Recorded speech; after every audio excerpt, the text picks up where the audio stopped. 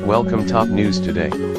From No More Fake News, some people say Trump is nothing more than another globalist puppet. Is that the whole story? Is Trump worse than his supporters want him to be, and better than his enemies claim he is?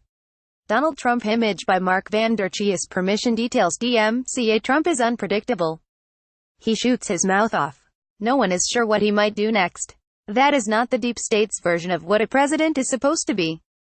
Bill Clinton, George W. Bush, Barack Obama, they were good boys.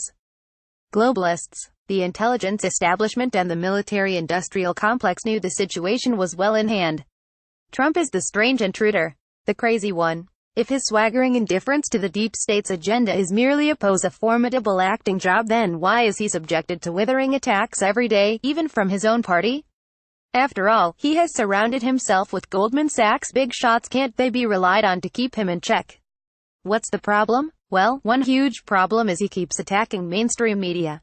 He lashes out and calls them fake news. He takes every opportunity to accuse them of lying.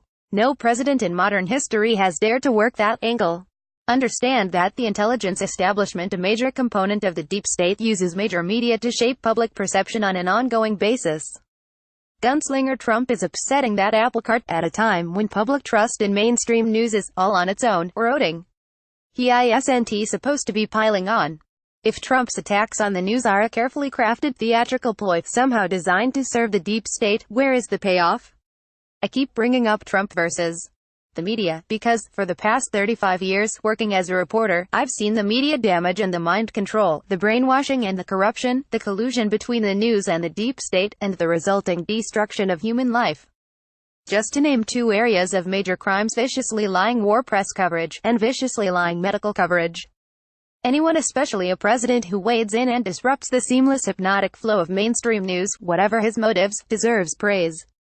For the record, I believe Trump is, and will be, a complete and utter disaster for the environment, as regards corporate pollution. I see no evidence he will lessen medical crimes. He is out to lunch when it comes to appointing people to forward his agendas and support his presidency. Who on his team isn't talking out of school? Who isn't betraying him? Why did he extend the utterly failed war in Afghanistan? Some of his most ardent supporters saw, in him, a foreign policy man with the guts and intelligence of Ron Paul. They certainly aren't happy. The big linchpin issue is immigration. It always was. Ideologues from the left, and the deep state, are outraged because they want open borders. Forever. Their masters, who are far more cynical and calculating, are forcing the unending migrant flood as a method for erasing separate nations, a prime plank in the globalist platform. Any fool should be able to see this. It has nothing to do with humane motives. The heaping of financial burdens on states and nations, as an outcome of the migrant flood, is also intentional. So is the resultant crime. Advertisement. These are not illusions. How serious Trump is about stemming the flood, that is up for grabs. But the fact that he has spoken out time and time again, even if you assume he is lying about what he intends to do, has galvanized people all over the world. They are waking up to the resurrection of sovereign nations, as opposed to a one-world nation, under the ministrations of globalist utopian tyrants. If Trump's stance on the immigration issue is merely a con, it has certainly had a massive blowback effect against the New World Order. For those who claim that top-down control of the planet is a given, with no exceptions, why didn't the controllers make sure someone other than Trump was elected in 2016? If these controller gods are so powerful, why didn't they dump the flaccid, useless Hillary Clinton and nominate a dynamic Democrat who would have taken Trump to the cleaners? Why didn't they launch a really convincing Trump dossier and cut him off at the knees before the election?